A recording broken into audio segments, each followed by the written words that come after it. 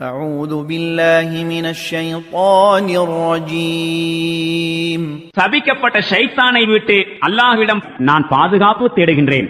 قل إن ربي يبسط الرزق لمن يشاء من عباده ويقدر له وما أنفقتم من شيء فهو يخلفه وهو خير الرازقين. நபியே, இவர்களிடம் கூறும், என்னுடைய இறைவன் தன் அடிமைகளில் தான் நாடுவோருக்கு தாராளமாய் வாழ்வாதாரம் வழங்குகின்றான். இன்னும் தான் நாடுவோருக்கு அளவோடு கொடுக்கின்றான்.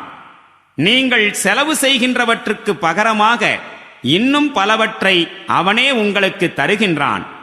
வாழ்வாதாரம் வழங்குவோரில் அவன் மிகச் சிறந்தவனாவான்.